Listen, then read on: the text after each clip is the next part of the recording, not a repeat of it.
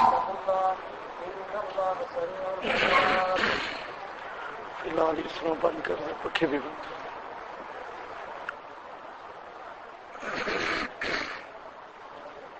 بسم اللہ الرحمن الرحیم۔ الیوم اکملت لکم دینکم واتممت علیکم نعمتی، بند کر دیں، ورضیت لکم الاسلام دینا۔ الیوم اکملت لکم دینکم، اس میں اہل تشیع شیعہ فرقہ اس نے بہت زیادہ جہاں پر گپیں لکھی ہیں، اور وہ کہتے ہیں کہ یہ آیت مقام خم غدیر پر نازل ہوئی۔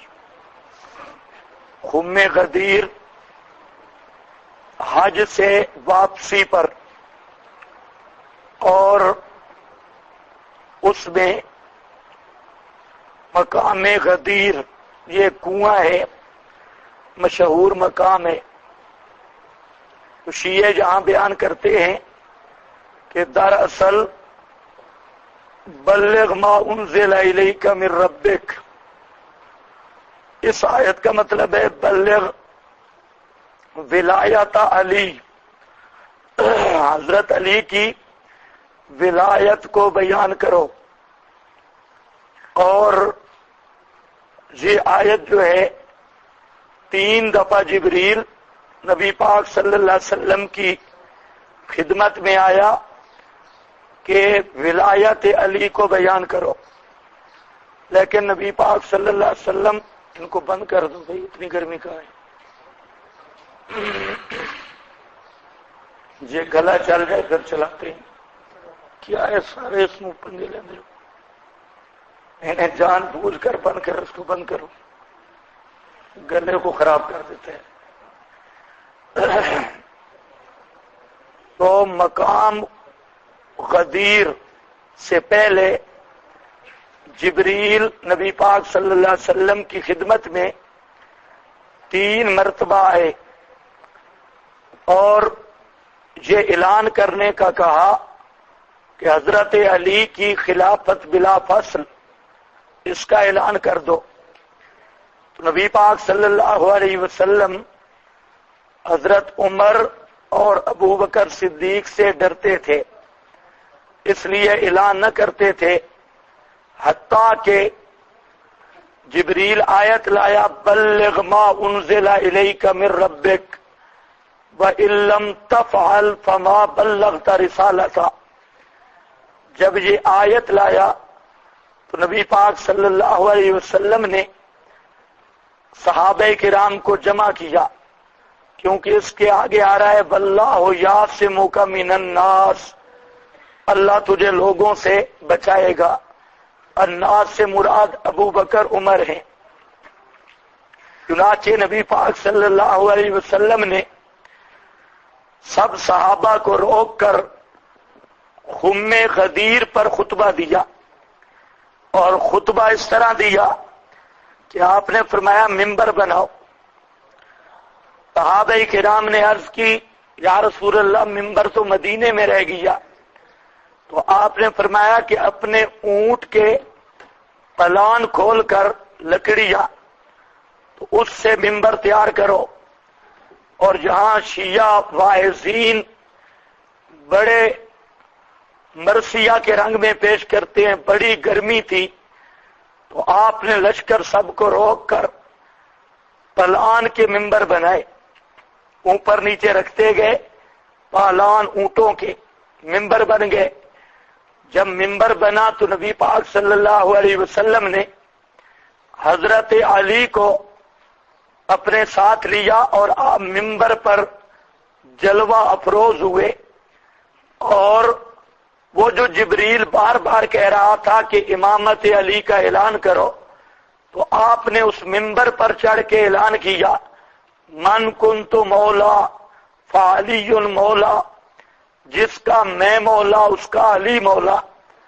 تو یہ آپ نے خلافت بلا فصل کا اعلان کیا، اوپر آیت نازل ہوئی الیوم اکملت لکم دینکم، آج دین مکمل ہو گیا، اس سے پہلے دین مکمل نہیں تھا، آج دین مکمل ہو گیا۔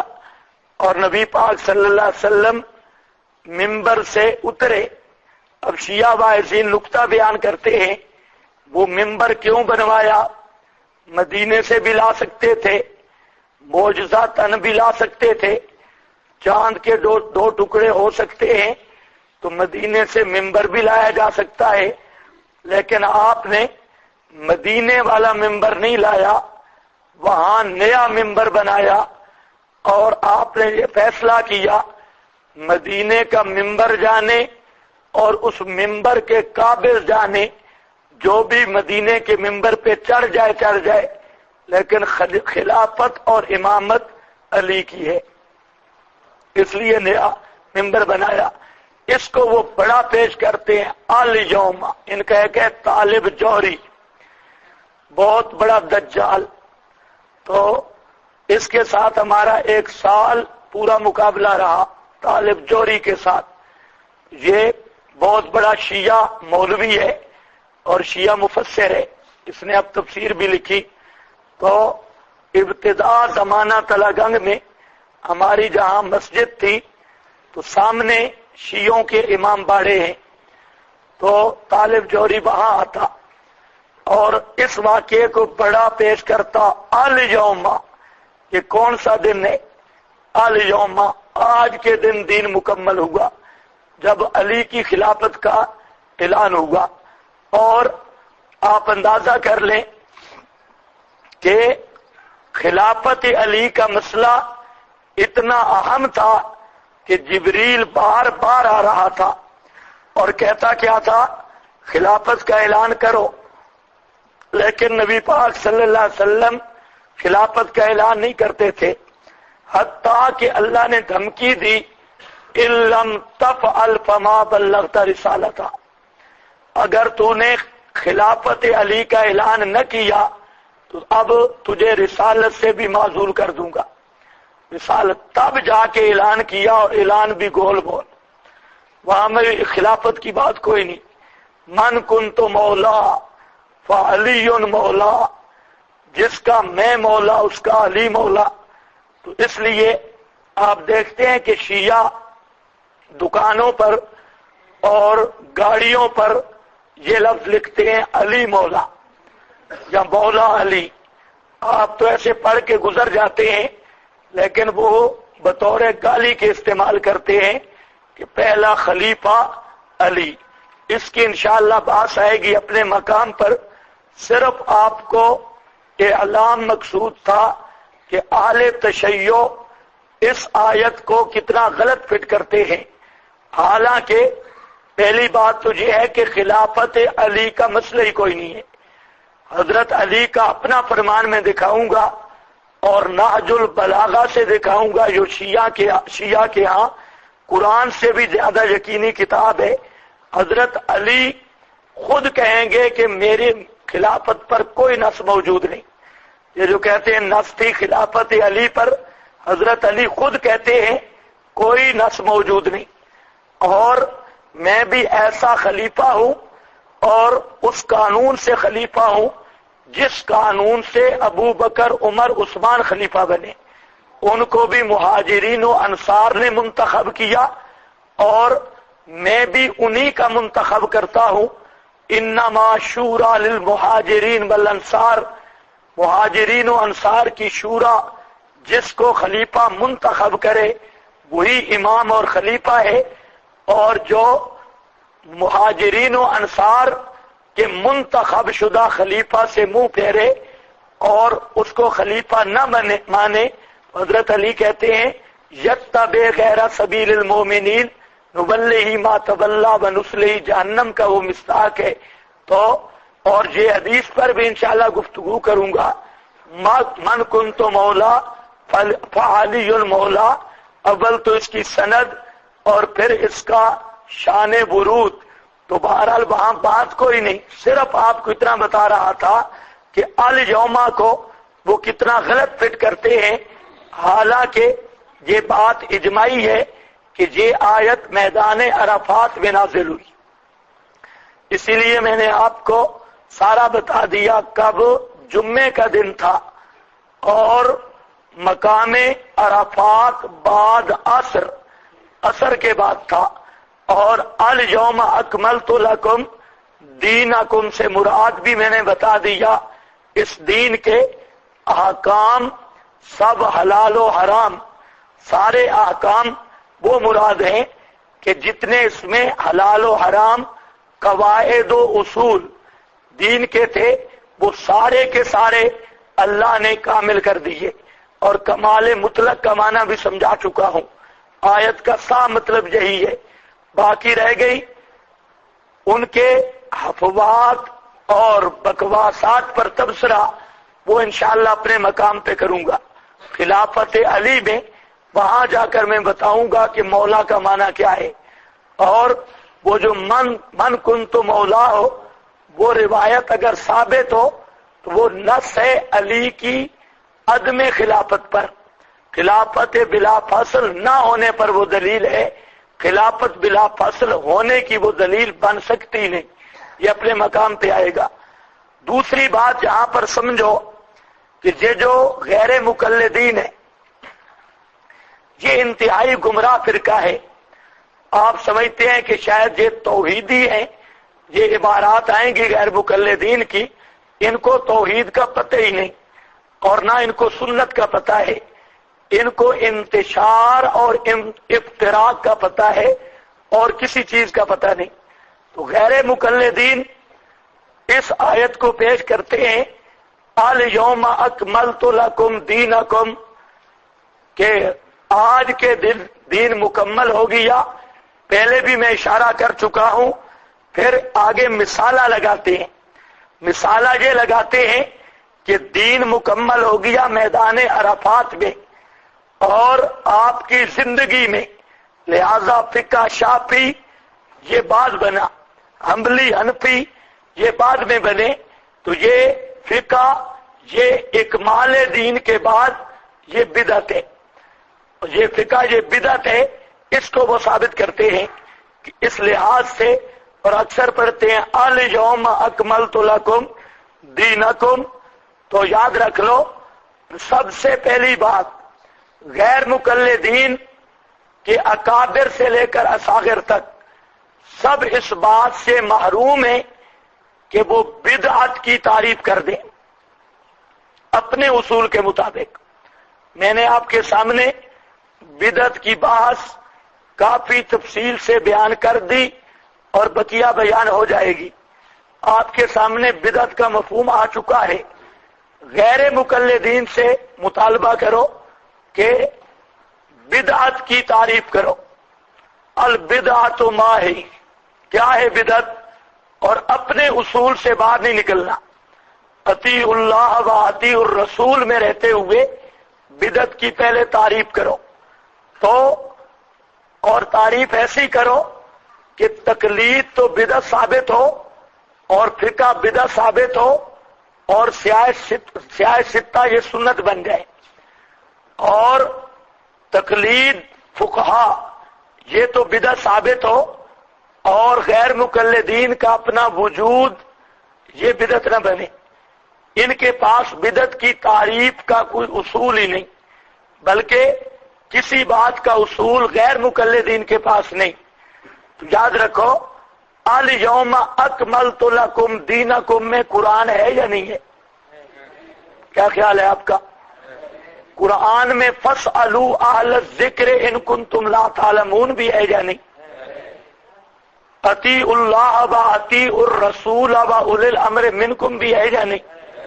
تو پھر الیوم اکملت لکم دینکم میں جب تقلید کا بھی اصول موجود ہے اور اطاعت اللہ اور اطاعت رسول کے ساتھ اولی الامر اولی العلم والفقہ یہ اپنے مقام پہ آئے گا، ان کی بھی اطاعت کا حکم موجود ہے۔ تو یہ کتنی ظلم اور دہشت گردی ہے کہ فقہ کو یا تقلید کو بدعت کہنا یا شرک کہنا اور الیوم اکملت لکم کو فٹ کرنا حالانکہ یہ نری تعریف ہے. الیوم اکملت لکم میں پورا قرآن ہے، اور انشاءاللہ اپنے مقام پہ آئے گا کہ قرآن کریم سے جس طرح حجیت حدیث ثابت ہے، اسی طرح فقہ اور درایت نصوص بھی ثابت ہے. کیا سمجھ رہے ہو؟ درایت نصوص بھی، قیاس صحیح بھی قرآن سے ثابت ہے. اس لیے جو بھی قیاس مجتہد ہوگی یا حدیث ہے وہ الیوم اکملت لکم میں چونکہ قرآن ہے، اور قرآن سے جو چیز ثابت ہے وہ اکمال دین کے خلاف نہیں بلکہ وہ اکمال دین کا فرد ہے. یہ خواہ دھوکہ دیتے ہیں فلانی چیز فلانی، باقی اگر صرف ناموں تک کی بات ہے تو فقہ حنفی شافعی مالکی کہتے ہیں امام ابو حنیفہ کا نام قرآن کی کس آیت میں ہے؟ تو ہم کہتے ہیں جس میں امام بخاری مسلم ابو داؤد ترمذی ابن ماجہ کا نام ہے اس کے ساتھ والی آیت میں امام ابو حنیفہ شافعی مالک کا نام بھی ہے. ہاں وہ ذرا تم پڑھو ہم بھی پڑھ دیتے ہیں. تو ایسے بے وقوفوں والی باتیں کرتے ہیں، پرویزیوں والی. تو میں اصل بات یہ سمجھانا چاہتا تھا کہ الیوم میں پورا قرآن ہے، الیوم اکملت لکم پورا قرآن ہے، اور جو چیز قرآن سے ثابت ہوگی، حجیت حدیث ہو، حجیت قیاس اور اجتہاد ہو، اور الزام یا لزوم تقلید ہو، تو وہ ساری چیزیں الیوم اکملت لکم کے تحت ہیں، ان کے علاوہ کوئی چیز نہیں. یہ بات سمجھ گئے؟ اب چلا دو اس کو. الیوم اکملت لکم دینکم واتممت علیکم نعمتی ورضیت لکم الاسلام دینا. یہ آیت ہو چکی ہے. اب ذرا دیکھو، قل فرما دیجئے. اس سے پہلے مسائل ذہن میں رہے. یہ جو پہلے یا ایھا الذین آمنو، اس میں دو مسئلے بیان ہوئے. ایک مسئلہ تحریمات غیر اللہ کا، اور دوسرا مسئلہ تحریمات الہیہ کا. دو مسئلے. اور پھر ان اللہ یحکم ما یرید میں دونوں مسئلوں کی علت اجمالی ذکر کی گئی. پھر آیا یا ایھا الذین آمنو. اس یا ایھا الذین آمنو میں ایک مسئلہ یہ بیان ہوا تحریمات الہیہ، اپنا نیازات الہیہ، اللہ تعالیٰ کی نیازات، ان کا احترام کرو، پوری کرو. اس میں ذکر کیا شعائر اللہ، ان کا بے حرمتی نہ کرو، اور حرمت والے مہینوں کی بے حرمتی نہ کرو. الحج، قربانی اور نیاز کے جانور، ان کی بے حرمتی نہ کرو، خواہ ان کے گلے میں قلائد ہوں یا نہ ہوں. ولا آمینا، یہ جو جانوروں کو لا رہے ہیں حجاج کرام، ان کی بے حرمتی نہ کرو. یہ سارے کیا ہیں؟ نیازات، اللہ تعالیٰ کی نیازیں. ہاں، شعائر جو ہے یہ عام معنی ہے یادگاریں. یادگاریں آگے پوری بات میں نے کر دی. درمیان میں ذکر کیا کہ جو لوگ مسلمان ہو گئے اور انہوں نے تمہیں روکا تھا حالت شرک میں، تو ان کو کعبۃ اللہ آنے سے منع نہ کرو. پرانی دشمنی، اس کی وجہ سے انہیں نہ روکو. آگے پھر حرمت علیکم، نیازات غیر اللہ کو بیان کیا. گویا چاروں عنوان آگے شرک پہلی کے اب تک جو آپ نے پڑھے. کون سے؟ تحریمات الہیہ ایک، تحریمات عباد دو، نیازات اللہ تین، اور نیازات عباد چار. چاروں عنوان شرک پہلی کے قرآن نے ذکر کر کے فرمایا الیوم اکملت لکم دینکم. یہ چاروں عنوان آ گئے اور اب تمہارا دین مکمل ہو گیا. الیوم اس کے ساتھ لگ رہا ہے. الیوم اکمل کہاں خم غدیر اور کہاں آیت. اللہ فرماتے ہیں الیوم، جب یہ 4 مسئلے بیان کرو گے، اللہ کی تحریمیں باقی، مخلوق کی تحریمیں مردود، اللہ کی نیازیں باقی، مخلوق کی نیازیں خنزیر سے بڑھ کے حرام، جب یہ 4 مسئلے بیان کرو گے تو اب اعلان ہوگا الیوم اکملت لکم، آج کے دن دین مکمل ہوا۔ یہ ساری بات ہو چکی، درمیان میں کچھ چیزیں جو ہیں وہ ضمناً آ گئی، بل منخانے کا تو، بل موقوزہ تو، بل متردیہ تو ونتیہ، اس کو بھی بیان کر دیا۔ اور کل کے سبق میں نے ایک بات کی کہ یہاں پر الا ما سکیتم یا المنخانے کا سے استثناء ہے، یا ما اکلت سبع سے، اگر کوئی مطالبہ کرے کہ اس کی دلیل کیا ہے تو 2 باتیں عرض کر رہا۔ کل بھی میں نے بتا دی تھی، ایک بات تجھے بتا دی تھی کہ تمام مفسرین اس بات پہ متفق ہیں کہ یا منخانے کا سے استثناء اور یا کیا ہے ما اکلت سبع سے، یہاں سے ہے۔ لیکن ساتھ یہ بھی یاد رکھو کہ اگر کہیں الزامی جواب دینا پڑ جائے تو اس میں دلیل قرآن سے بھی موجود ہے۔ ہم کہتے ہیں کہ 4 مقام پر یہ مسئلہ بیان ہوا، مقام 4 پر، لیکن کسی مقام پر بھی الا ما سکیتم کی قید نہیں سوا اس مقام کے، اور وہ اس لیے کہ باقی جس مقام پر بھی آیا منخانے کا اس کا تذکرہ بھی نہیں، تینوں مقام پر جہاں الا ما سکیتم کی قید نہیں وہاں پر منخانے کا وغیرہ کا ذکر بھی نہیں، جہاں منخانے کا وغیرہ کا ذکر آیا تو قید بھی الا والی وہاں آئی، جو اس بات کی زبردست دلیل ہے کہ الا لگ رہا ہے منخانے کا کے ساتھ، جہاں منخانے کا نہیں اور ما الا بھی لغیر اللہ ہے وہاں اللہ کی قید کوئی نہیں 3 مقام پر، اور جہاں منخانے کا آ گیا جہاں تو اب اللہ کی قید لگ گئی، تو اس سے واضح دلیل کیا ہو سکتی ہے کہ اللہ کا تعلق منخانے کا کے ساتھ ہے، نہ کہ ما الا بھی لغیر اللہ کے ساتھ۔ اب دیکھو جی، کل فرما دیجیے احل لکم، حلال کیے گئے واسطے تمہارے، الطیبات پاکیزہ چیزیں، الطیبات پاکیزہ چیزیں۔ پاکیزہ چیزوں کا کیا مطلب؟ پاکیزہ چیزیں یعنی جو طبیعت فطرت سلیمہ کے موافق ہے، ایک۔ دوسرا الطیبات سے مفہوم واضح ہو رہا ہے کہ جن کی حرمت کتاب، سنت، اجماع اور اجتہاد سے ثابت نہیں۔ احل لکم، اوپر حرام کا بیان تھا تو اب حلال کا بیان ہے۔ کل فرما دیجئے احل لکم، حلال کیا گیا واسطے تمہارے کیا چیز؟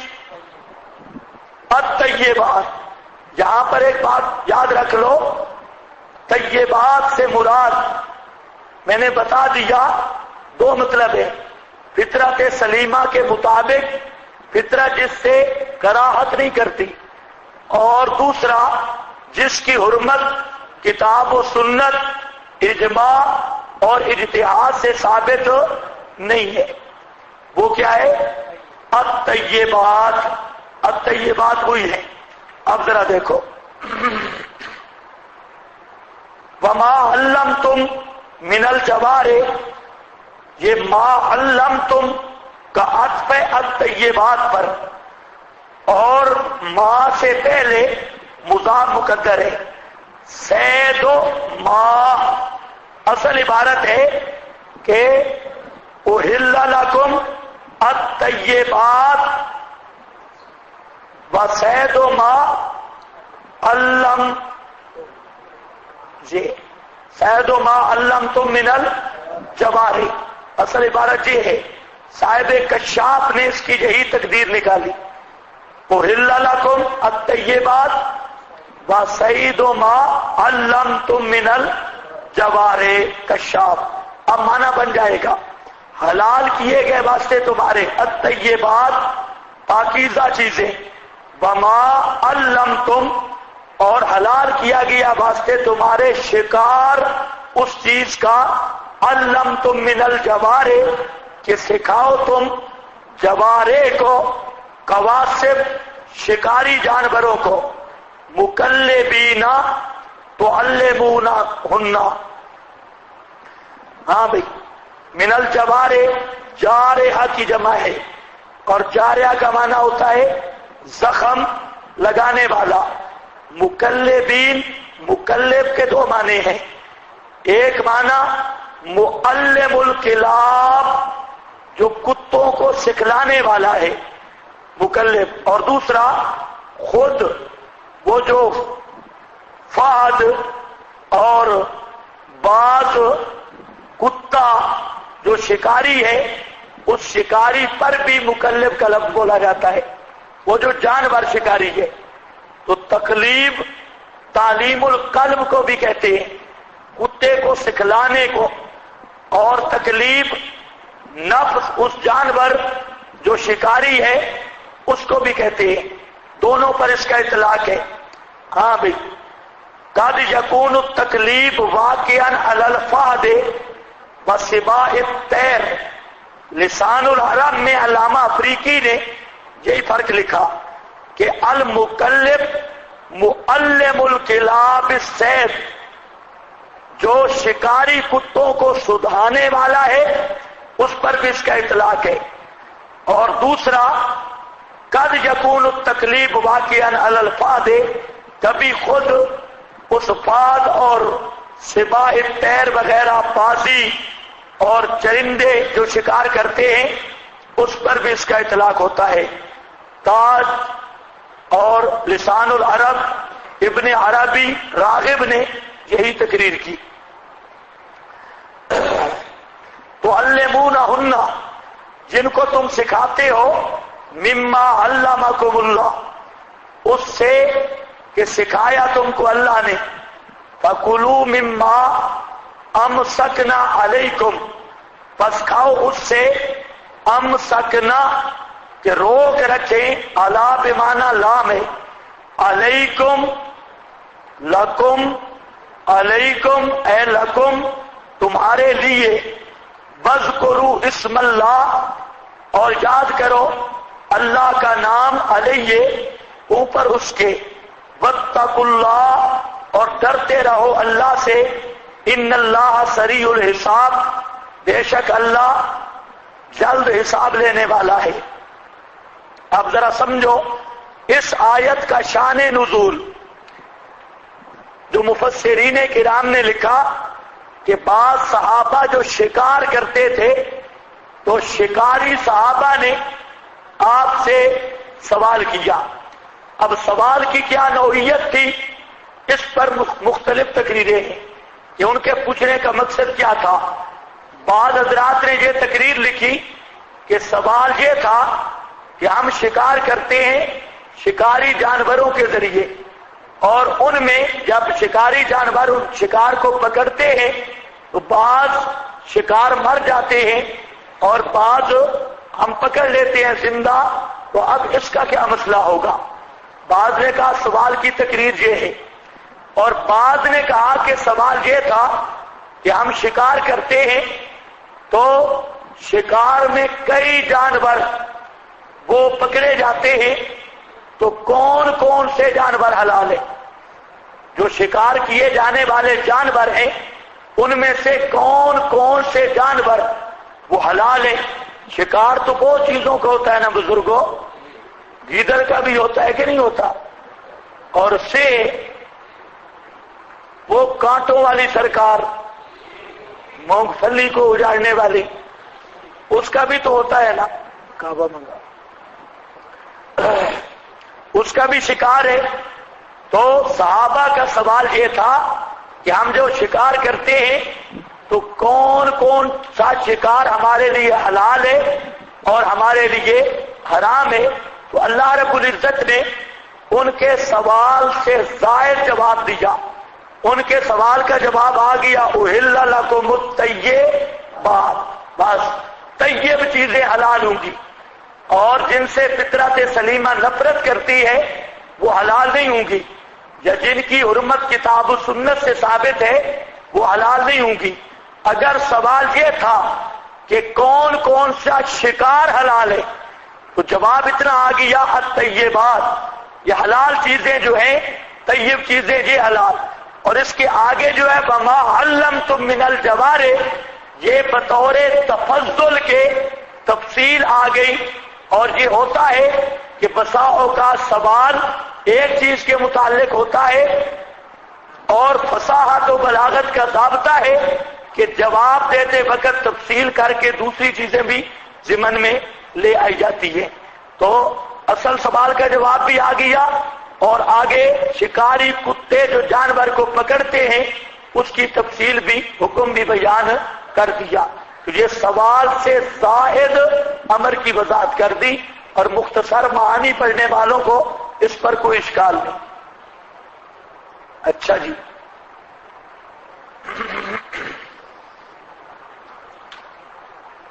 اب ذرا دیکھو وما علمتم من الجوارح، مکلبین سے یہ دھوکہ نہ لگے کہ صرف کتا ہو، بلکہ مکلبین اب عام ہے، جو جانور بھی سدھایا گیا اور تعلیم یافتہ کتا ہو یا تعلیم یافتہ باز اور شکرا ہو یا تعلیم یافتہ کوئی اور جانور ہو، لیکن پڑھا لکھا کتا ہو. وما علمتم من الجوارح، یہاں پر کچھ شرائط ہیں، 5 شرطیں ہیں. 5 شرطوں کے ساتھ اگر شکاری جانور کو چھوڑو گے اور وہ شکار کو اس نے پکڑا، شکار مر گیا بغیر ذبح کے، وہ حلال ہے. شرط اول جانور معلم ہو. نمبر 2 ارسال، یہ خود چھوڑے، خود وہ جانور شکار نہ کرے بلکہ مالک اس کو چھوڑے شکار پر. اور نمبر 3 امساک، اور نمبر 4 جرا، اور نمبر 5 ذکر. کتنی چیزیں آ گئی؟ کتنی چیزیں آ گئی؟ ہاں ذرا بولو نا، میرا آواز بھی کھل جائے گا تھوڑا، ابھی آپ بولتے ہیں. کتنی چیزیں آ گئی؟ نمبر 1، نمبر 2، نمبر 3، نمبر 4 ذرا سمجھتے ہو نا، نمبر 5 ذکر، بسم اللہ پڑھ کے چھوڑے. ان 5 شرطوں کے ساتھ اگر جانور کو چھوڑا اور اس نے شکار کو دبا لیا اور مالک کے آنے سے پہلے شکار مر گیا تو وہ شکار حلال ہے. اب ذرا اندر شرطیں دیکھو، میں تفصیل کرتا ہوں. وما علمتم من نیچے کیا لکھا ہے؟ شرط اول وہ جو سکھاؤ تم جوارے سے، جوارے کا معنی لکھا ہے القواسب، پھاڑ کر کھانے والے، زخم لگا کے کھانے والے، چاہے اپنے پنجے سے یا اپنے دانتوں سے. دانتوں سے زخم لگائے یا اپنے پنجے سے، جیسے بازی اور شکرا ہے وہ پنجے سے زخمی کرتا ہے، پنجے سے، جرا اس کی پنجہ ہوتی ہے، پنجہ سے ہوتی ہے. اور کتا وغیرہ تو یہ دانتوں سے زخمی کرتا ہے. تو الجوارح، اسی سے جرا والی شرط بھی سمجھی گئی امام صاحب کے نزدیک، یہ بھی شرط ہے. مکلبین تو علمونہن، دوسری شرط ہے ارسال، کہ تم خود چھوڑنے والے ہو، وہ خود نہ جائے. مکلب کا معنی تم خود چھوڑنے والے ہو، ان کو تم خود شکار پہ چھوڑو، اور وہ خود اگر شکار خود کرے گا مالک نہیں چھوڑے گا، شکار حلال نہیں. تو علمونہن، یہ تتمہ ہے شرط اولا کا، تم ان کو سکھاتے ہو اس سے کہ اللہ نے تم کو سکھایا. فکلوا، پس کھاؤ، مما امسکنا، شرط ثالث امساک، اس سے کہ وہ روک رکھے تمہارے لیے. روک رکھے اس میں تفصیل ہے. روک رکھے کیا؟ وہ خود کھائے نہیں، کتا اور باز. لیکن اس میں تفصیل یہ ہے کہ کتا کے لیے عدم عقل شرط ہے، وہ نہ کھائے، اور بازی کے لیے یہ شرط نہیں ہے. بازی اگر کھا بھی لے باز تب بھی وہ جانور حلال ہے. اس پر حوالے میں لکھواتا ہوں. کتے کے لیے یہ شرط ہے عدم عقل. اگر کتا یا کوئی باز کے علاوہ جانور اس شکار کو اس نے کھا لیا کچھ، وہ حرام ہو جائے گا، کیونکہ امساک نہیں پایا جائے گا. لیکن یہ شرط بازی میں نہیں ہے. شکرے کے شکار میں عدم عقل والی شرط اکثر علماء کے نزدیک نہیں. امسکنا علیکم واذکروا، شرط رابع، چوتھی شرط ہے واذکروا، ذکر کرو نام اللہ کا اوپر اس کے. تو آپ کے قرآن پاک میں کتنی شرطیں آ گئی؟ 4. اور 5ویں کہاں سے آئی؟ جوارے سے. 5ویں شرط کہاں سے آئی؟ لفظ جوارے سے. ان 5 شرطوں سے اگر جانور یا پرندہ شکار کرتا ہے اور وہ مر جاتا ہے شکار، تو یہ شکار جو ہے یہ جائز ہے. اب یہاں چند فوائد سمجھو. پہلی چیز تو یہ ہے کہ تعلیم کا کیا معیار ہے؟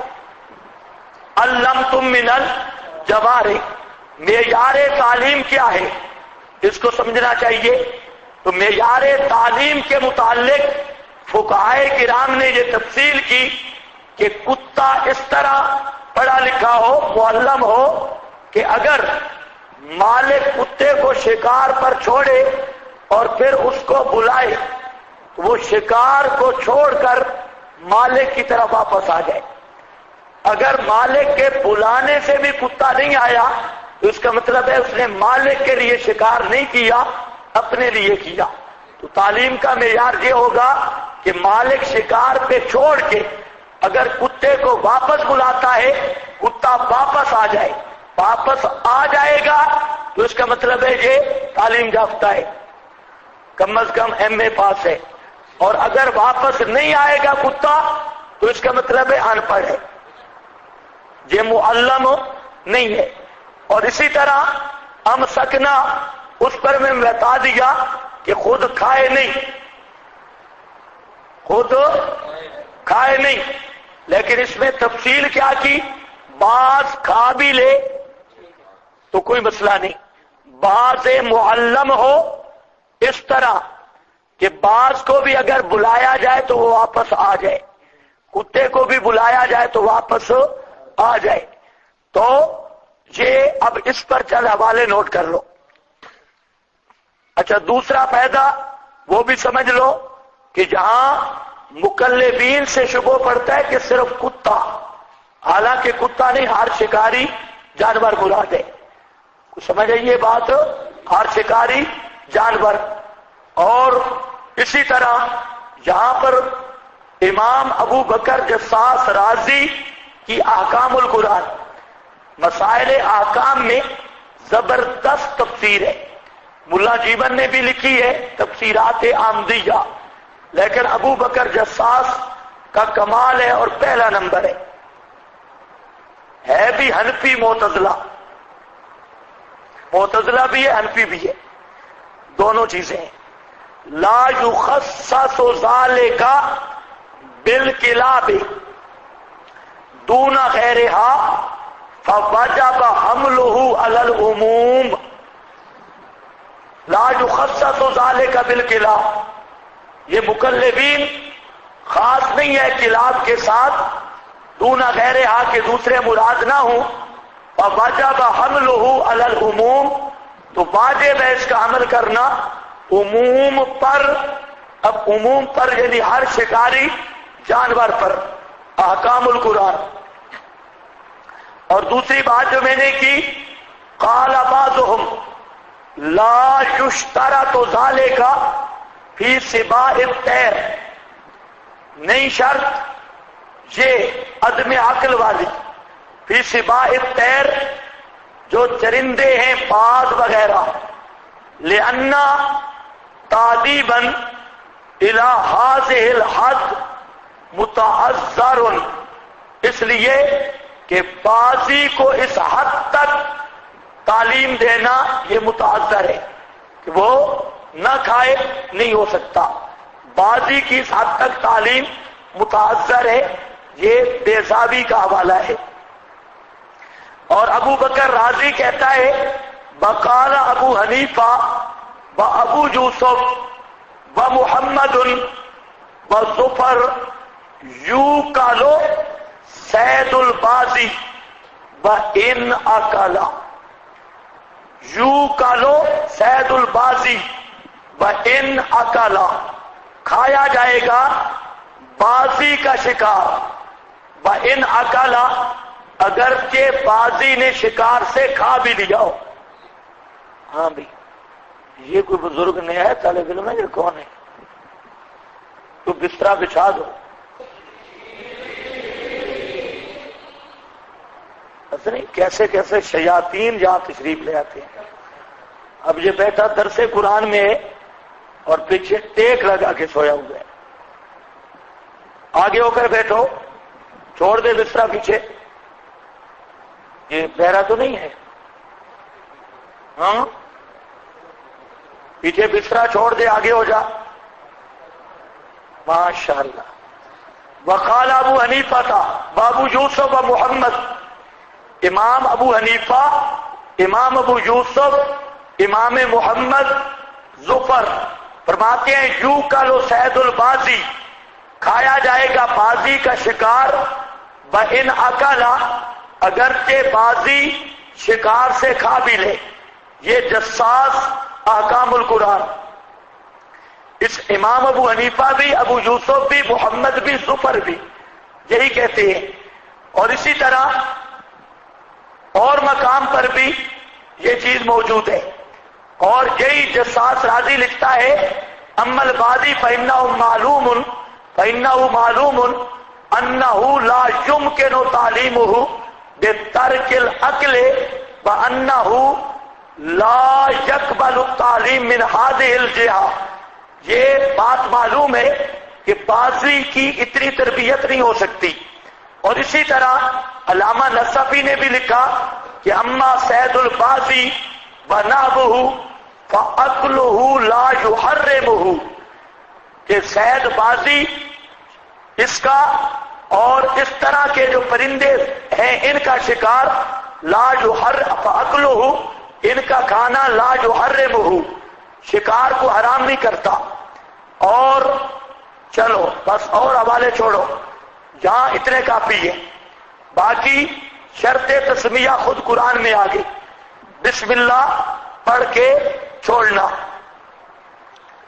واتقوا اللہ، یہاں پر دیکھ لو اللہ فرماتے ہیں جو کتا شکار کرے، کتے کا شکار ذبح نہیں بھی کر سکے، لیکن کتے کا مارا ہوا جانور یہ حلال ہے، لیکن غیر اللہ کے نام کا بکرا یہ حرام ہے۔ کتا جس جانور کو مارے وہ تو ہے حلال، ما احل بہ لغیر اللہ، لیکن جس کو مشرک ذبح کرے غیر اللہ کے نام پر تو وہ جانور حرام ہے۔ تو یہ ساتھ عجیب بات ہے، کتا معلوم ہوتا ہے مشرک کتے سے بھی بدتر ہے۔ ہاں تعلمونہم مما علمکم اللہ فکلوا مما، باقی اس کی فقہی باتیں ہیں بہت لمبی چوڑی، اس کو ہم چھوڑتے ہیں۔ واتقوا اللہ، ڈرتے رہو اللہ سے، ان اللہ سریع الحساب، بے شک اللہ جلد حساب لینے والا ہے۔ الیوم، آج کے دن، احل لکم الطیبات، حلال کر دیے گئے واسطے تمہارے، الطیبات، پاکیزہ چیزیں۔ ہاں بھائی طیبات پر ایک حوالہ ایک تو نوٹ بھی کر لو، الطیبات ما لیسا بخسیس، ہر وہ چیز جو خسیس نہیں، منہا ان سے، ہوگا کلو ما لم یأتی تحریمہ فی کتاب او سنت او اجماع او قیاس مدارک۔ فرماتے ہیں کہ جو چیز خسیس نہیں اور اس کی حرمت کتاب سنت اجماع قیاس سے ثابت نہیں تو وہ ہے الطیبات۔ وطعام الذین اوتوا الکتاب، اور کھانا ان کا جو دیے گئے کتاب، حل لکم حلال ہے واسطے تمہارے، وطعامکم اور تمہارا کھانا، حل لہم حلال ہے واسطے ان کے، والمحصنات من المؤمنات اور محصنات پاک دامن اور عفیفہ عورتیں ایمان والیوں سے، والمحصنات من الذین اوتوا الکتاب اور پاکیزہ عورتیں ان کی جو دیے گئے کتاب، من قبلکم تم سے پہلے، جب دے دو تم ان کو اجورہن ان کے مہور، محسنین قید میں لانے والے، غیر مصافحین نہ مستی نکالنے والے، ولا متخذی اخدان اور نہ بنانے والے خفیہ یاریہ، خفیہ دوستیاں، ومن یکفر بالایمان اور جو کوئی انکار کرے گا ایمان کا، کفر کرے گا ساتھ ایمان کے، فقد حبط عملہ پس تحقیق برباد ہو گیا عمل اس کا، وہو فی الآخرہ اور وہ آخرت میں من الخاسرین نقصان اٹھانے والوں سے ہے۔ یہاں پر الیوم احل لکم الطیبات وطعام الذین اوتوا الکتاب، اس طعام سے مراد ذبیحہ ہے۔ یہاں کے طعام سے مراد کیا ہے؟ ذبیحہ، ذبیحہ طعام الذین، یہ خاص طعام مراد ہے، اور وہ کیا ہے؟ ذبیحہ۔ اس پر مفسرین نے تقریباً سب نے یہی لکھا۔ امام قرطبی رحمت اللہ علیہ فرماتے ہیں کہ طعام الذین خاص بالذبائح عند کثیر من اہل العلم، فرماتے ہیں کہ یہ خاص ہے بالذبائح ذبیحوں کے ساتھ، عند کثیر من اہل العلم بہت سارے اہل علم کے ہاں۔ قرطبی اور اسی طرح روح المعانی، کبیر، سراج منیر، زاد المسیر، تمام تفسیروں میں۔ اور جساس رازی نے بھی کہا انہ ذبائحہم، یہ ان کے ذبائح ہیں۔ اور اسی طرح اور حضرات بھی یہی کہہ رہے ہیں۔ اب کیا مسئلہ سمجھو کہ اہل کتاب کی ذبیحہ حلال ہے تمہارے لیے۔ اب جہاں دو باتیں سمجھنی ہیں بلکہ تین۔ ایک بات تو یہ ہے کہ اہل کتاب کی ذبیحہ کی علت کے لیے شرط ہے کہ وہ اپنے دین کتابی پر ہوں، اپنے دین کتابی پر ہوں۔ آج کے جو نصرانی ہیں، عیسائی، یورپین، ان کی ذبیحہ حلال نہیں۔ آج کے عیسائی جو یورپی ہیں ان کی ذبیحہ حلال نہیں۔ وجہ اس لیے کہ یہ طاریہ قسم کے ہیں۔ عیسائی یا اہل کتاب سے مراد نسلی یا قومی اہل کتاب نہیں۔ ایک آدمی قومیت اعتبار سے یہودی کہلوائے یا نسلی اعتبار سے یہودی کہلوائے، وہ مراد نہیں، بلکہ مراد یہ ہے کہ وہ اہل کتاب اپنے مذہب پر صحیح قائم ہوں، جو ان کا مذہب ہے یہود، تورات پر قائم ہوں اپنے مذہب کے مطابق، نصرانی انجیل پر قائم ہوں اپنے مذہب کے مطابق۔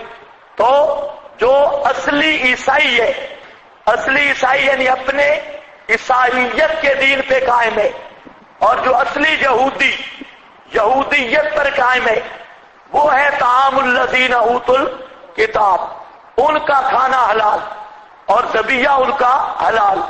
لیکن جو حضرات یہودیت کو چھوڑ چکے ہیں، عیسائیت کو چھوڑ چکے ہیں اور طاریہ بن گئے یا اپنے مذہب کتاب والے کو بھی چھوڑ دیا، تو وہ نہ اہل کتاب اصطلاحی بن سکتے ہیں بلکہ وہ یہودی نسلی ہے اور نصرانی نسلی ہے۔ اور اس پر صحابہ کرام کے خود اقوال موجود ہیں۔ جو میں نے تقریر کی، یہ تقریر مفسرین نے یہی کی، اور اس پر خود صحابہ کے بھی اقوال ہیں۔ حضرت علی رضی اللہ تعالیٰ عنہ وہ فرماتے ہیں لا تاکلوا ذبائح نصارى بنی تغلب فإنهم لم يتمسكوا بشيء من النصرانية الا بشرب الخمر۔ تفسیر ابن جریر۔ حضرت علی فرماتے ہیں کہ لا تاکلوا، نہ کھاؤ، ذبائح نصارا، عیسائیوں کے ذبیحے۔ لیکن کون سے عیسائی؟ بنی تغلب، جو بنی تغلب کے عیسائی ہیں، ان کے ذبیحے مت کھاؤ۔ کیوں؟ فَإِنَّهُمْ لَمْ يَتَمَسَّكُوا بِشَيْءٍ مِنَ النَّصْرَانِيَّةِ، وہ نصرانیت کے کسی چیز پہ قائم نہیں، الا بشرب الخمر، صرف شراب پیتے ہیں عیسائیوں والا، شراب کے علاوہ وہ نصرانیت پر قائم نہیں۔ تو ان نصارہ کے ذبیحے بھی کھانا جائز۔ اب آپ خود دیکھ لیں، حضرت علی جو منع کر رہے ہیں، اسی سے یہ ضابطہ نکل آیا یورپی، امریکی، برطانوی عیسائیوں کا۔ اور آج جتنے یہ غیر اسلامی ممالک میں جتنے اٹلی ہو، برطانیہ ہو، امریکہ ہو، جو بھی موجودہ عیسائی ہے، یہ اہل کتاب نہیں، وجہ کہ یہ نصرانیت پر قائم نہیں۔ اس عیسائی کی ذبیحہ حلال ہے جو نصرانیت پر قائم ہو۔ یہ بات سمجھ گئے؟ اور یہی بات مفتی محمد شفیع صاحب نے بھی لکھی، اور مولانا ادریس کاندھلوی صاحب نے بھی لکھی، اور اسی طرح دیگر بھی فقہا نے لکھی۔ اور اس کا اصل ماخذ حضرت علی کا یہ فرمان، یہ تفسیر ابن جریر میں، اور حضرت عبداللہ ابن عباس ان سے بھی ہے، فرماتے ہیں لا تاکلوا ذبائح نصارى، نہ کھاؤ نصارہ کے ذبیحے، نصارى العرب و نصارى ارمینیہ، عرب کے عیسائی اور ارمینیا کے عیسائی جو ہیں، ان کے ذبیحے نہ کھاؤ۔ وجہ جو وہی ہے کہ وہ اپنے عیسائی مذہب پہ قائم نہیں ہے۔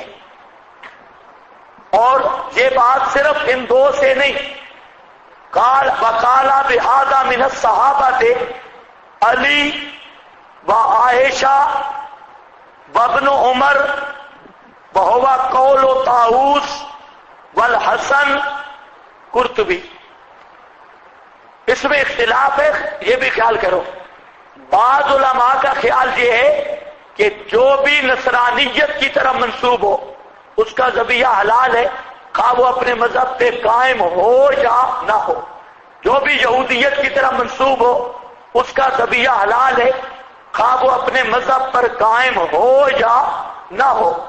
لیکن یہ رائے جو ہے یہ زیادہ واضح ہے، جو حضرت علی ابن عباس سے آ رہی ہے۔ ہمارے نزدیک اسی کو ترجیح ہے کہ جو نصرانیت پہ قائم ہوگا اس کی ذبیحہ حلال ہے، اور جو اپنے مذہب والے کتاب پہ ہی قائم نہیں، رسمی، نسلی، قومی طور پر یہودی عیسائی کہلواتا ہے، اس کی ذبیحہ جائز نہیں ہے۔ دوسرا مسئلہ، اس میں بھی اختلاف ہوا کہ اگر اہل کتاب حضرت عزیر یا عیسیٰ کے نام پر ذبح کرے تو پھر کیا حکم ہوگا؟ یا تثلیث مقدس کے نام پہ ذبح کرے یا حضرت عیسیٰ عزیر کے نام پر ذبح کرے تو اس کا حکم کیا ہوگا؟ تو اس کے بارے میں بھی بعض علماء کہتے ہیں طعام الذین سے وہ بھی حلال ہے، حالانکہ یہ عجیب بات ہے، یہ قطعاً حلال نہیں، یاد رکھو۔ جو یہودی نصرانی غیر اللہ کے نام پہ ذبح کرتا ہے یا تقرب عیسیٰ و عزیر بتک تثلیث مقدس اس کے تقرب پر ذبح کرتا ہے تو وہ ما اہل بھی لغیر اللہ کی نفس کی وجہ سے حرام ہے، اور وہ بالکل حلال نہیں۔ تو حسن بصری رحمہ اللہ نے یہ کہہ دیا کہ اگر تم خود سنو غیر اللہ کے نام پر ذبح کرتے ہوئے پھر تو نہ کھاؤ، اور اگر نہیں سنا تو پھر کھاؤ۔ سمجھے یہ بات؟ تو غیر اللہ کے نام پہ بھی اگر عیسائی ذبح کرے گا تو حلال نہیں ہوگا، عیسائی اپنا مذہب چھوڑ جائے تب بھی حلال نہیں ہوگا۔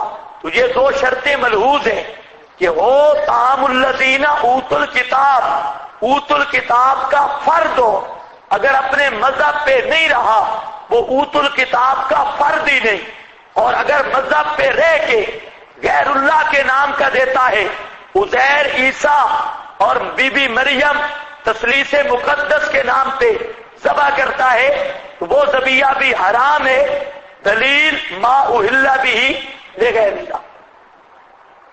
اس کے بعد تیسرا امر، تیسری بات وہ یہ ہے کہ اہل کتاب کہتے کس کو ہے، اور موجودہ دور کے مشرکین یہ اہل کتاب ہیں یا نہیں۔ اس سے تمہیداً ایک بات سمجھ لو، بطور تمہید کے کہ تین قسم کے کافر ہیں، ایک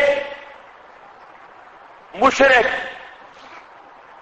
دوسرا مرتد، اور تیسرا اہل کتاب۔ کتنے قسم کے کافر ہیں؟ تین۔ نمبر ایک مشرک، نمبر دو مرتد یا زندیق، اور نمبر تین اہل کتاب۔ اب یہ بات سمجھ لو کہ مشرک کا ذبیحہ حرام ہے اور اس میں کسی کا کوئی اختلاف نہیں۔ یہ خطیب خواہ آدمیوں کو لڑاتے ہیں نا، مسئلہ سمجھ لو، مشرک کی ذبیحہ حرام ہے اور اس میں امت میں کسی کا اختلاف نہیں، سب اس بات پہ متفق ہے۔ نمبر دو اہل کتاب کا ذبیحہ حلال ہے اور اس بات پہ بھی امت متفق ہے، کسی کا کوئی اختلاف نہیں۔ عام مشرک کا ذبیحہ حرام، اہل کتاب کا ذبیحہ حلال، یہ دونوں چیزیں اتفاقی۔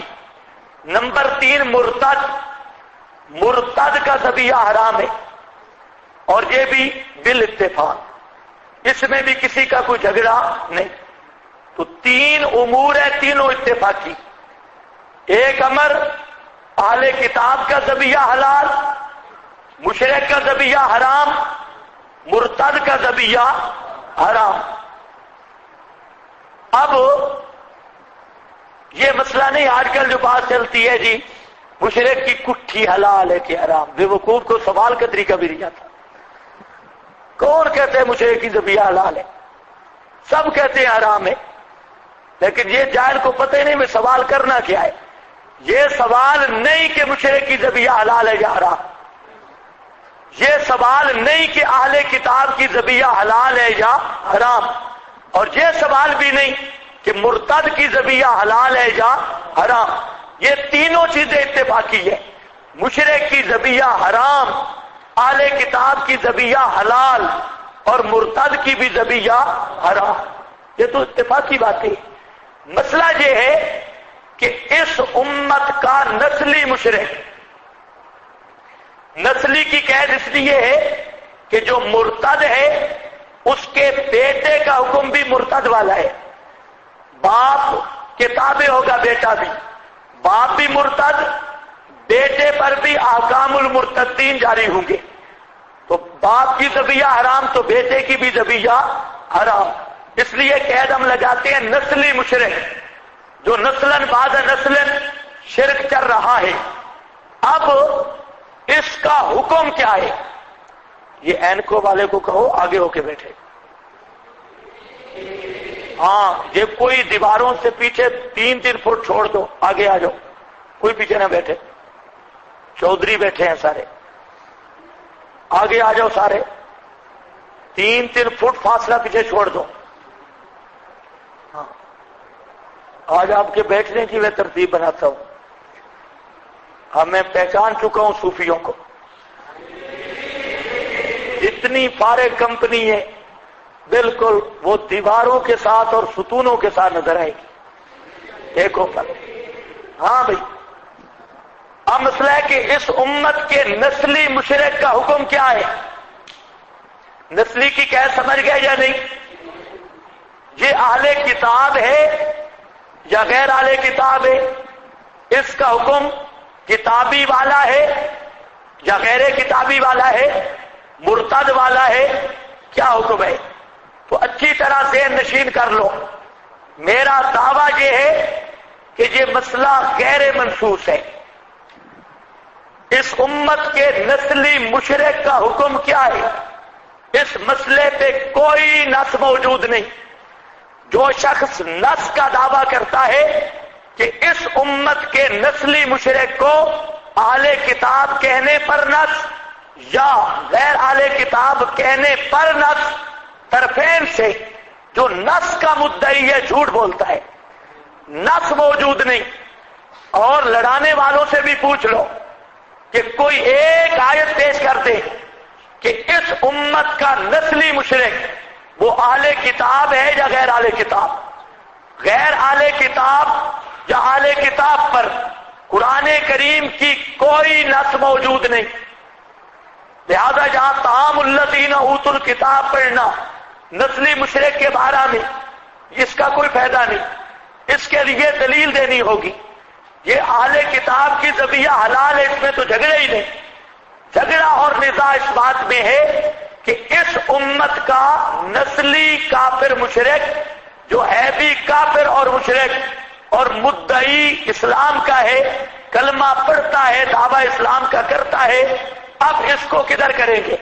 اہل کتاب کے ساتھ ملائیں گے یا غیر اہل کتاب کے ساتھ؟ یہ مسئلہ بالکل غیر منصوص اور نرا اجتہادی مسئلہ ہے. غیر منصوص اور نرا اجتہادی مسئلہ ہے. کسی فریق کے پاس کتاب و سنت کی کوئی نص موجود نہیں. جو کہتے ہیں حرمت پر 60 ایتے ہیں وہ بھی جھوٹ بولتے ہیں، اور جو کہتے ہیں حلت پر 10 ایتے ہیں وہ بھی جھوٹ بولتے ہیں. ایک آیت بھی نہیں نسلی مشرک کے حکم پر، اور ایک آیت نہ حلت پر نہ حرمت پر قرآن پاک میں ہمیں نہیں ملی. اگر کسی کے علم میں ہو لیکن خروج عن المبس نہ ہو، ما بن نزاع کو سمجھ کے آیت پیش کرے. ما بن نزاع کیا مرتد کی ذبیحہ ہے نا؟ اہل کتاب کی ہے؟ مشرک کی ہے؟ کیا ہے؟ اس امت کا نسلی مشرک، اس کا حکم اہل کتاب والا یا غیر اہل کتاب والا. تو یہ مسئلہ میں نے کیا کہا؟ ہمارا دعویٰ کیا ہے؟ کیا کون سا مسئلہ ہے؟ غیر منصوص. اس پہ کوئی نص موجود نہیں، اور یہ ایک اجتہادی ظنی علمی تحقیقی مسئلہ ہے. سمجھ گئے؟ اچھا، اب اصل میں مسئلہ یہ بنا کہ اہل کتاب کہتے کس کو ہے؟ اس پر 2 تعریفیں سامنے ہیں. ایک تعریف ہے متکلمین کی. متکلمین فرماتے ہیں کہ من تدین بدین والکتب المنسوخہ فہو کتابی. من تدین بدین والکتب المنسوخہ فہو کتابی، کہ جو آدمی کسی دین آسمانی کے ماننے کا دعویٰ کرے اور منسوخ کتابوں میں سے کسی کتاب پر ایمان کا مدعی ہو فہو کتابی، تو وہ کتابی ہے۔ ایک تعریف یہ آ گئی۔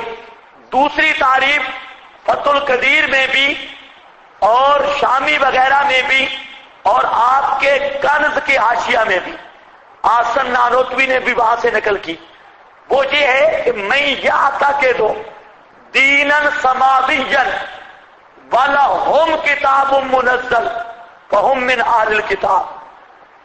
میں یعتقد دینن سماویا ولہم کتاب منزل فہم من اہل الکتاب۔ یہ تعریف آ گئی کہ جو کسی بھی دین آسمانی کا قائل ہو اور اس کے پاس کوئی بھی کتاب موجود ہو تو وہ اہل کتاب ہے۔ سمجھ گئے؟ اب تعریفیں دو ہو گئی۔ ایک تعریف کو دیکھا جائے تو اس سے پتہ چلتا ہے کہ اہل کتاب وہ ہے جو کتب منسوخہ کو مانتا ہو۔ اب قرآن ماننے کا جو مدعی ہے وہ کتب منسوخہ کا دعویٰ تو نہیں کر رہا، وہ تو ناسخ کتاب کے ماننے کا دعویٰ کر رہا ہے۔ اور کتابی کس کو کہتے ہیں؟ کتب منسوخہ کو ماننے والا۔ تو اس تعریف کے مطابق نسلی مشرک وہ اہل کتاب کے حکم میں نہیں۔ نمبر دو، اگر نہیں جاتا کہ دو دینن سماویا اس تعریف کو لیا جائے تو اس کے مطابق مطلق دین آسمانی کا قائل وہ یہ مشرک بھی ہے، تو اس تعریف کے مطابق وہاں کتب منسوخہ کی قید نہیں ہے، تو یہ مشرک کیا ہے؟ فی حکم اہل کتاب۔ اہل کتاب کی تعریف ان کو بھی شامل ہو جائے گی۔ اب فقہا کی بھی تعریفیں دو بن گئی۔ کتب منسوخہ کی قید لگی ہے بعض جگہ پہ، اور بعض میں مطلق دین سماوی کی بات آ گئی۔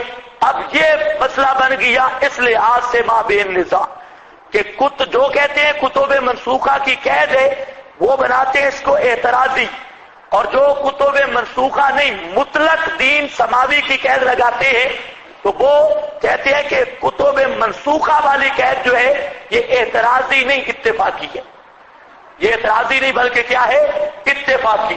اور جو حضرات کہتے ہیں یہ میں جاتا کہ دو دینن سماویا تو وہ تو یہ کہہ لیتے ہیں کہ یہ قید اتفاقی ہے، اور جو کتب منسوخہ پر زور لگاتے ہیں وہ کہتے ہیں وَلَهُمْ کتاب منزل سے مراد وہی پہلی کتابیں اور کتب منسوخہ ہے۔ اب یہ جگہ کا فیصلہ کون کرے؟ وہ تعبیر کرتے ہیں یہ کتب منسوخہ والی قید یہ اتفاقی، اور یہ بزرگ کہتے ہیں کہ وہاں پر جو وَلَهُمْ کتاب منزل والی قید ہے اس سے مراد ہی کتب منسوخہ ہے۔ تو اب یہ دو تعریفیں آ گئی سامنے، اس لیے فقہائے کرام کے دو طبقے ہو گئے، علماء اور فقہا کے۔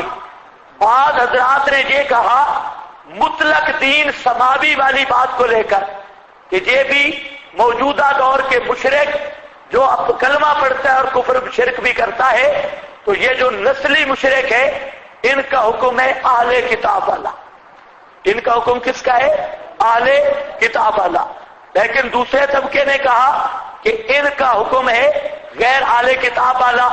اب یہ ایسا جھگڑا ہے جہاں تک آپ سمجھ چکے ہیں کہ یہ کوئی کفر اسلام کا مسئلہ نہیں، بلکہ مسئلہ کس کا ہے؟ تحقیق کا۔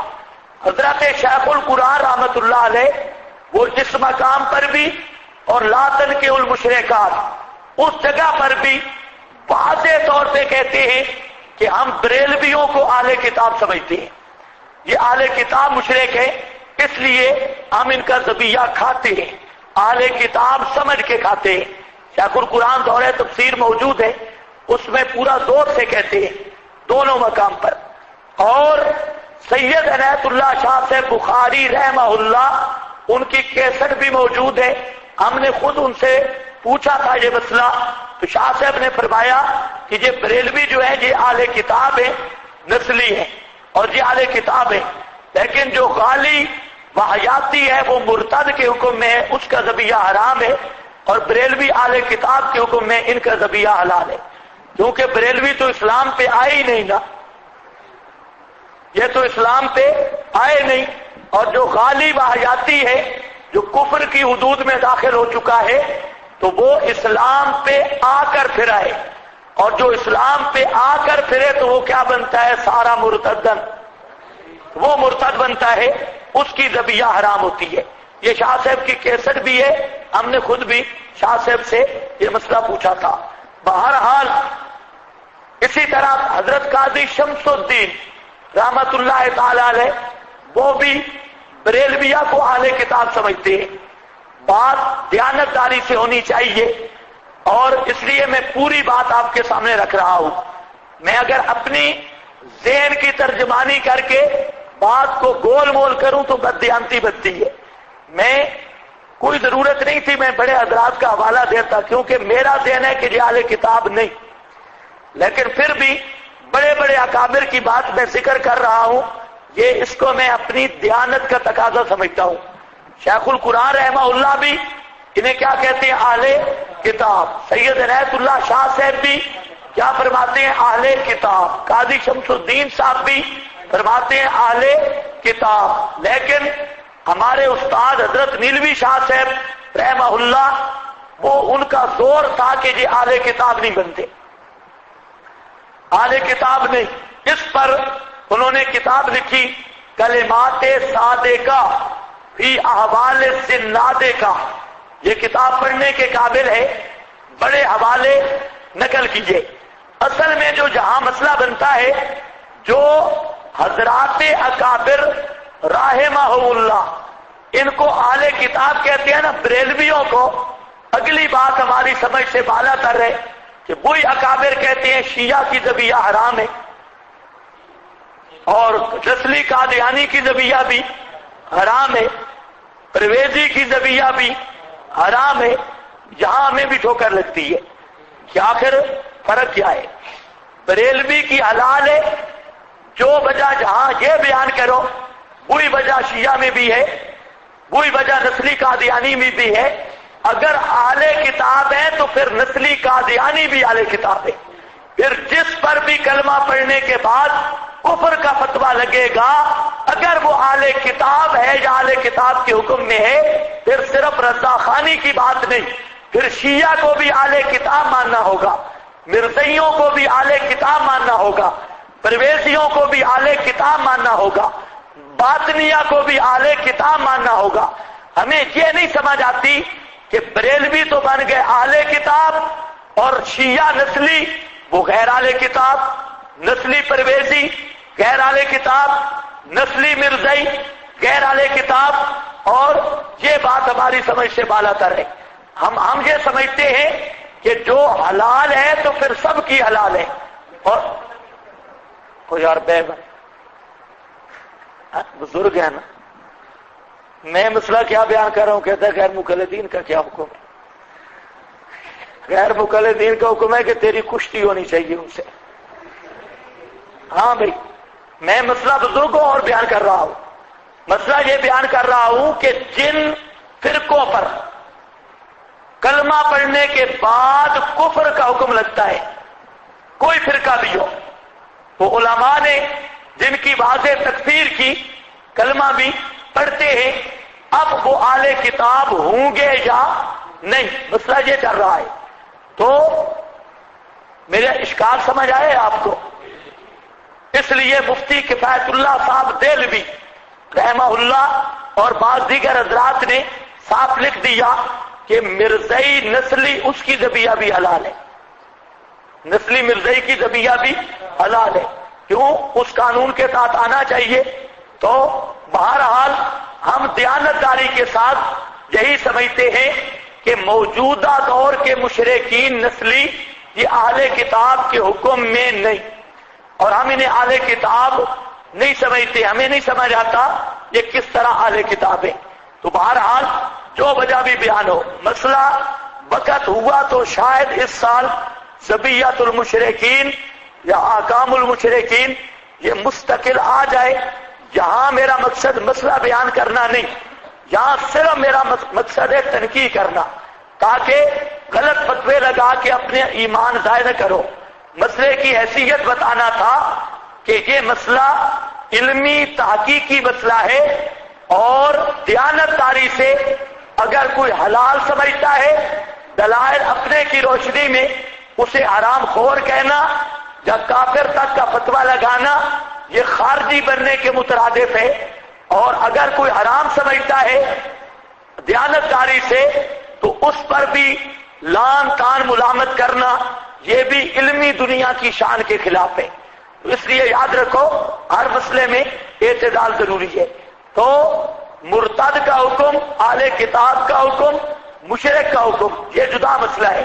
مسئلہ ہے کہ اس امت کا نسلی کافر مشرک جو کلمہ پڑھتا ہے اس کا حکم کیا ہے، یہ اختلافی مسئلہ ہے. پہلے تینوں مسئلے کیا ہیں؟ اتفاقی. آپ کو کچھ سمجھ آ گئی ہے؟